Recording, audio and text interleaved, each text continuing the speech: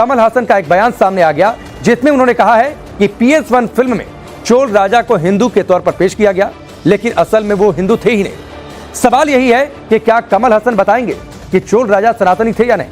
Film star Kamal Haasan Chola राजाओं को हिंदू नहीं मानते। कमल हासन ने कहा है कि चोल शासनकाल के वक्त हिंदू धर्म का वजूद ही नहीं था।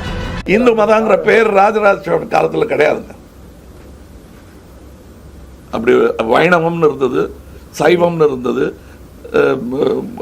சமணம்னு இருந்ததே தவிர அது வெள்ளக்காரங்க நமக்கு வச்ச பேர். என்ன சொல்றதுன்னு தெரியாம தூட்டுக்குறைன்னு சொன்ன மாதிரி தான். எல்லாரும் எங்களுக்கு மதங்கள் வெவ்வேறு இருந்தது. அதையெல்லாம் 8ஆம் நூற்றாண்டில் ஆதிசங்கரங்கிறவர் ஷண்மத ஸ்தாபனம்னு பண்றாரு. இதெல்லாம் சரித்திரம், அந்த சரித்திரத்தை இங்கே சொல்லக்கூடாது। दरअसल फिल्म पोन्नियन सेल्वन 1 के रिलीज के एक दिन बाद ही वेत्रिमारन ने कहा था, लगातार हमारे प्रतीक हमसे छीने जा रहे। तिरुवल्लुवर का भगवाकरण करना या राजा राज चोल को हिंदू राजा कहना इसी का उदाहरण है। वो पहले ही तिरुवल्लुवर का भगवाकरण करने की कोशिश कर चुके हैं। हमें इसकी अनुमति कभी नहीं देनी चाहिए। तमिलनाडु बाहरी ताकतों का विरोध करते हुए एक धर्मनिरपेक्ष राज्य बना हुआ है। यानी वेत्रिमारन के बयान के मुताबिक तो तमिल हिंदू ही नहीं थे। चोल वंश के शासकों को हिंदू नहीं मानने के पीछे कमल हासन भी यही तर्क दे रहे हैं कि जिस वक्त दक्षिण में चोल वंश का परचम लहरा रहा था, उस कालखंड में हिंदू शब्द ही अस्तित्व में नहीं था। कमल हासन के इस तर्क में कितना दम है? क्या यह सियासत के वशीभूत होकर हिंदुओं से नफरत का एक सोचा समझा एजेंडा है या फिर सही जानकारी नहीं होने की नादानी? पूर्व सांसद और कांग्रेस नेता करण सिंह ने इसे हास्यास्पद बता दिया।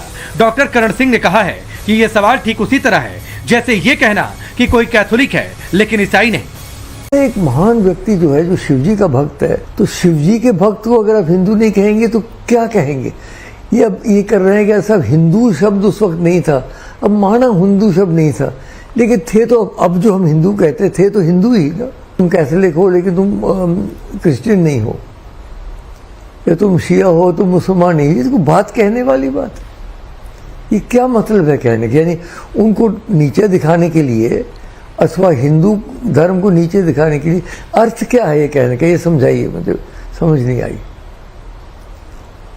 अगर शिवजी का भक्त हिंदू नहीं है, आप खुद बताइए ना, कोई समझ सकता है कि वो हिंदू नहीं है? इसमें राजनीति लाने का क्या मतलब? साउथ को डाउन कर क्या कह रहे हैं? साउथ को डाउन करने के लिए आइडेंटिटी इंटैक्ट करने की बात कर रहे हैं। तो ये आइडेंटिटी तो थी, ये राजराज चोला ने बनाई आइडेंटिटी। शैविज्म के कारण मैं कह सकता हूँ, वो जो पहले जो दूसरी जो राजे थे वो पांड्या और चेरा, वो भी सब उन्होंने अपने में कर लिया। और शैव धर्म, जो शैव सिद्धांत धर्म है या शैव सिद्धांत जो मत है, उन्हीं के वक्त हुआ। तो उसको उनको तो करने की कोई नहीं, ऐसी बात कोई है नहीं, किसी के दिमाग में हो सकती है, तो हम तो कभी सोच भी नहीं सकते। चीन भारत में जो इनका पीरियड है 900 से लेके 1014 तक का समय है, 985 में गद्दी पर बैठे, तो उस समय का पूरा पीरियड हिंदू साम्राज्य का है। अभी हम उसको हिंदू कह रहे हैं। उस समय हिंदू धर्म जिसको हम कहते हैं या सनातन धर्म कहते हैं, वो दो प्रमुख धड़ा उसका था। एक था शैव मत जिसको मत कहते हैं, और दूसरा था वैष्णव मत। वैष्णव मत और शैव मत में संघर्ष नहीं था, जब एक दूसरे को लोग सम्मान करते थे, लेकिन उसको मानने वाले राजाओं की संख्या ज़्यादा थी। चोल सम्राट जो राजराज है, ये सुंदर चालुक्य यानी सुंदर चोल के पुत्र हैं। सुंदर चोल के बेटे थे, और सुंदर चोल के बेटे ने अनुराधापुर को अपना बहुत खूबसूरत राजधानी बनाया।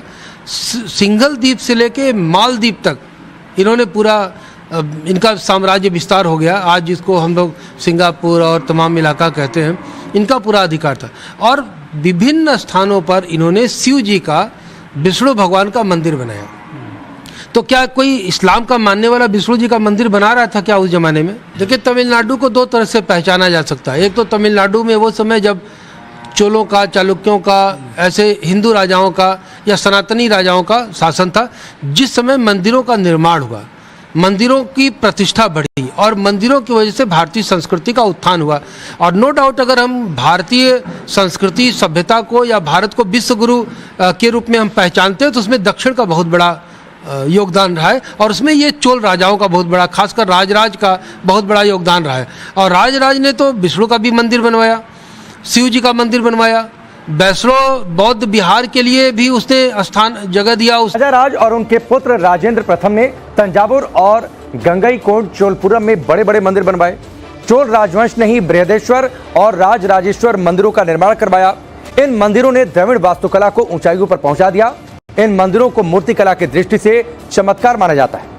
आइए आगे बढ़ने से पहले आपको उन मंदिरों के बारे में बताते हैं जो चोल वंश के राजाओं ने बनवाए। तो पहले नंबर पर जो मंदिर आता है जो चोल वंश के राजाओं ने बनवाए, तमिलनाडु के तंजावुर में स्थित बृहदेश्वर मंदिर। भगवान शिव को समर्पित है यह मंदिर और इसका निर्माण राजराजा प्रथम ने करवाया था। 1003 से 1010 ईस्वी में यह बना था। मौजूदा दौर में यूनेस्को वर्ल्ड हेरिटेज साइट में इस मंदिर को शामिल रखा गया है। इसके अलावा दूसरे नंबर पर मंदिर आता है गंगईकोंड चोलपुरम मंदिर। तमिलनाडु के अरियालपुर में मंदिर यह है। चोल शासक राजेंद्र प्रथम ने इस मंदिर का निर्माण करवाया था। 1025 ईस्वी में यह मंदिर बनकर तैयार हुआ था। भगवान शिव को भी समर्पित है ये मंदिर भी। अब एक और मंदिर पर नजर डालते हैं जो चोल राजाओं ने बनवाए थे। तीसरा मशहूर मंदिर है ऐरावतेश्वर मंदिर। तमिलनाडु के तंजावुर में यह मंदिर है। राजराजा द्वितीय ने इस मंदिर का निर्माण करवाया था। 12वीं सदी में यह मंदिर बनकर तैयार हुआ था। ये मंदिर भी भगवान शिव को समर्पित है। हिंदुस्तान, आप देखिए यही तो एक ये है कि ये तो बंटवारा करने वाली बात है। हिंदू को हिंदू नहीं कहेंगे तो क्या कहेंगे? वो तामिल नहीं थे, तामिल ठीक है वहाँ एक अलग विषय है, लेकिन वो तामिल नहीं। ये तो पूरा देश हिंदुओं का है, पूरा देश हिंदुओं का है और पूरे देश का हर व्यक्ति हिंदू है यहाँ का, तो वो भी हिंदू ही थे। चोल साम्राज्य का इतिहास 1000 साल से भी ज्यादा पुराना है। यह साम्राज्य भारत के सुदूर दक्षिण में कावेरी नदी के तट पर पनपा और विकसित हुआ।